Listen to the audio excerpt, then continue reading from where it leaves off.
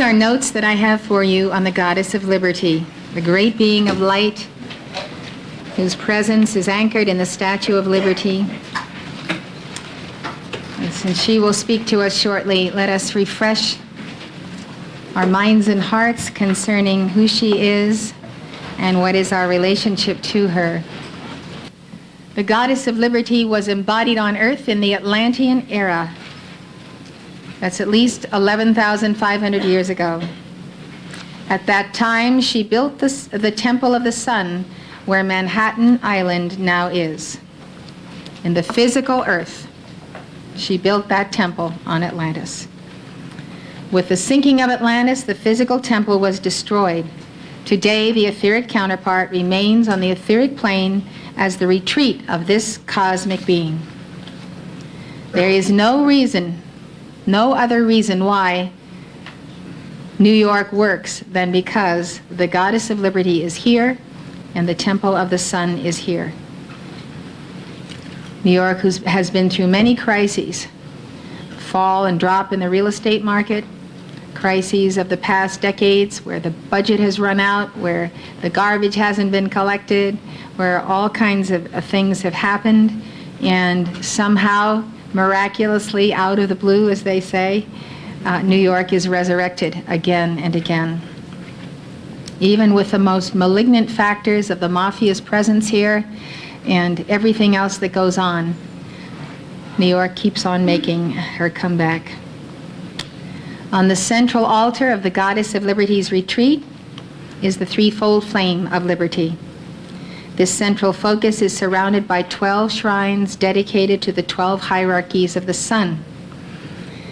The Goddess of Liberty personally liberated millions of souls on a number of planets prior to her ascension. Today, she's the spokesman of the karmic board and represents the second ray of illumination on that board. Her statue on Liberty Island in New York Harbor portrays the figure of Longfellow's Lady with a Lamp, whom he prophesied shall stand in the great history of the land, a noble type of good, heroic womanhood. She is the archetype of the woman clothed with the sun, inspiring the nations to illumined action by the torch of illumination and the book of the law. Known as the Mother of Exile, she has greeted the huddled masses yearning to breathe free, who have immigrated to these shores. Her motto, "I am gratitude in action," is the true meaning of immigration. I am gratitude in action. The figure of the Goddess of Liberty played a role in the quest for liberty by the early American patriots. A considerable number of Americans at that time accepted the presence and divine intervention of heavenly intercessors as a natural part of life. The art and literature of the period frequently depicted angelic beings, gods and goddesses, and clouds of glory. The Goddess of Liberty, patroness of the sacred cause espoused by the patriots, was perhaps the most revered of all the heavenly hosts.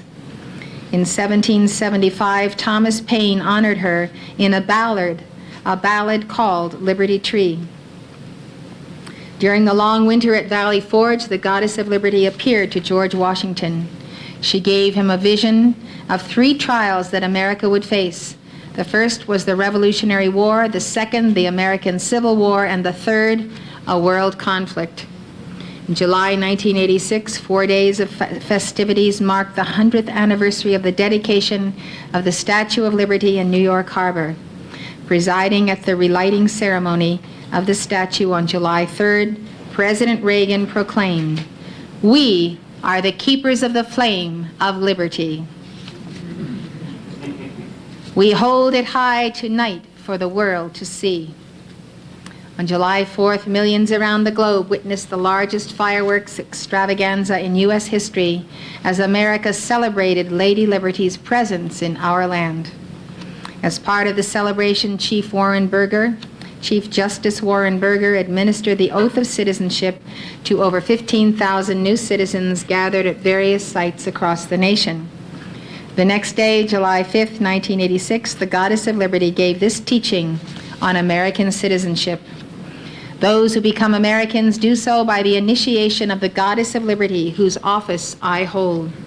Therefore, it is an initiation of the heart and of the threefold flame. And those who enter into that sacred commitment to be citizens of the United States do receive an impetus of my threefold flame, which is an action for the balancing and bringing into alignment of their own threefold flame. I place there the fleur de lis of my being as an electronic blueprint, and therefore it is like a rudder, a steadying force that keeps the individual recreating and raising up those three plumes in balance. The initiation of the heart which I give must be earned and won.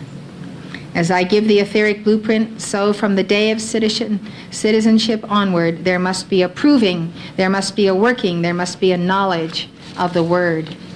Therefore, beloved, those who become Americans must prove their ability to be the keepers of the flame of liberty.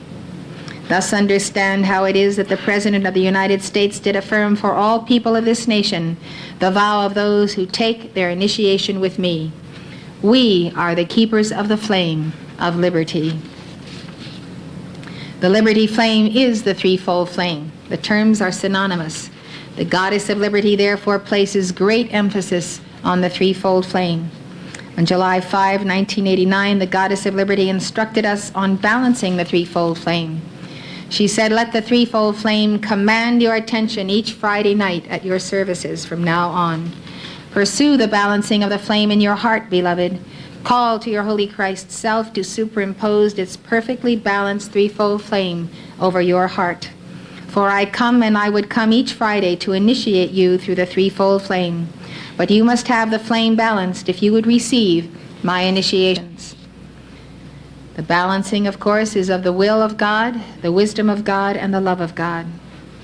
The Goddess of Liberty offered a unique dispensation to those who would sacrifice study time in order to participate in prayer vigils. On July 5, 1986, she said, "Understand that it is necessary that the evening hours be consecrated to prayer vigils. If you will be attentive to this, beloved, I will pursue with the Lords of Karma a dispensation for which you may also make request that additional co-workers join you to make light work and to have the dividing of that work among greater numbers, and that you be taken to my retreat to study and know those lessons of the law of love which you might otherwise gain by evening study. Those who give their evenings to that decree work will know not only the good karma of saving this nation and all light bearers of all nations, beloved, but they will also have the increased enlightenment of the crown chakra and the seed of the soul." End of quote. On July 8, 1990, the Goddess of Liberty gave us a cosmic perspective on the importance of passing your tests. She said, "And now I come, and you understand that when a cosmic being does speak to you as I have and hold, by the grace of God, that office of patroness of liberty on behalf of America, you are accountable to guard the light and the teaching in God harmony. For if I had not chosen to manifest my God harmony against the hordes of a universe who assailed me when I was up for that initiation to be awarded the mantle of a cosmic being, the mantle of the Goddess of Liberty, then, beloved ones, I tell you, not one of you would be sitting here this day. If she hadn't passed her test to challenge the hordes of the universe who assailed her and tried to stop her from receiving her mantle of Goddess of Liberty, we would not be here today."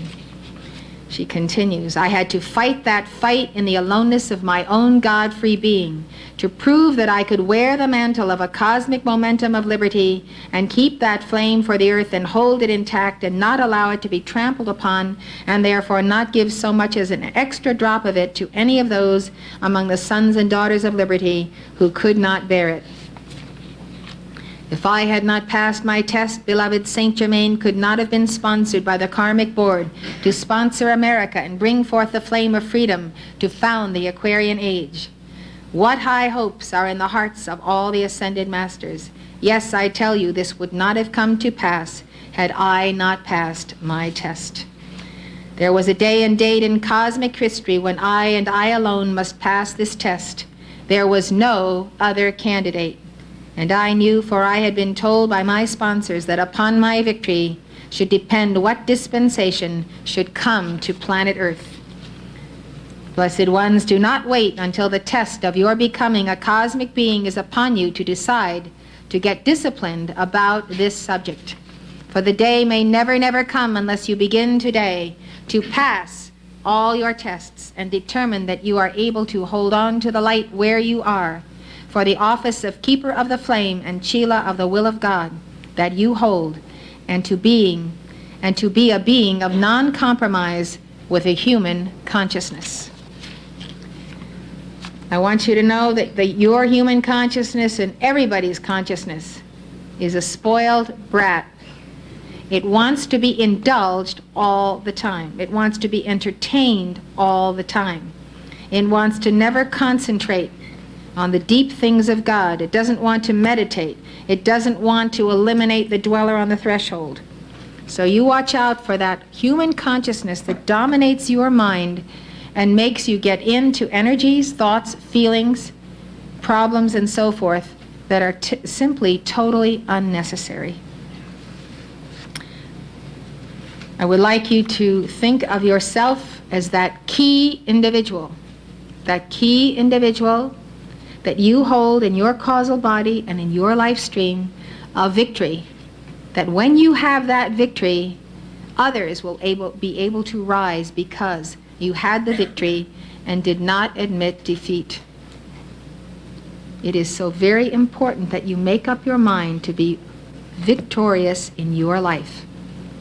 Your life is the only life you can control. You can't control anybody else's life, but you can control your own. The karmic board plays a key role in the life of every person as each one enters and exits the portals of life.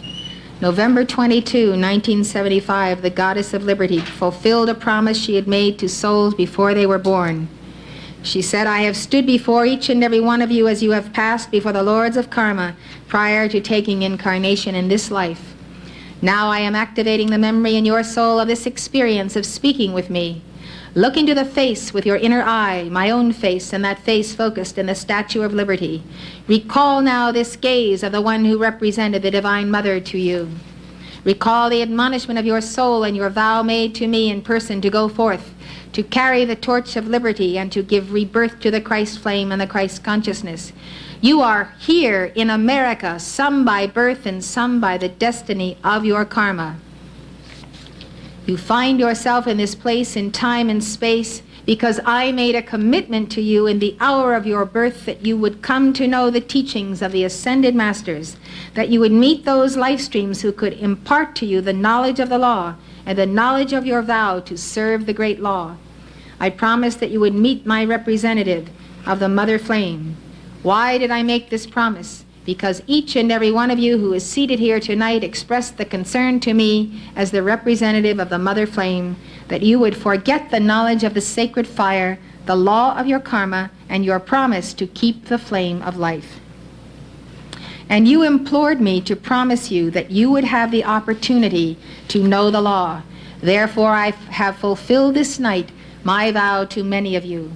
And so I also expect, as you expected of me, that you will fulfill your inner vow to the Lords of Karma, to Saint Germain, to make a more than ordinary effort in this life to balance your karma and to make yourself available for the fulfillment of America's destiny.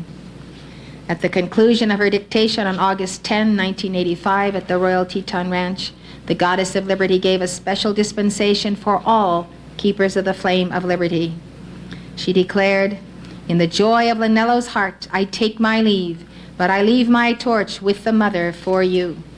My torch as an electronic presence then is here, and shall be there, and shall be wherever Chelas place a focus of my statue, so signifying their desire to hold it high until the mission of the World Mother is finished, and all are home at last who are called in this dispensation." You are all called. Many are called and few are chosen because so few choose to stick with the path all the way through thick and thin till they attain union with God.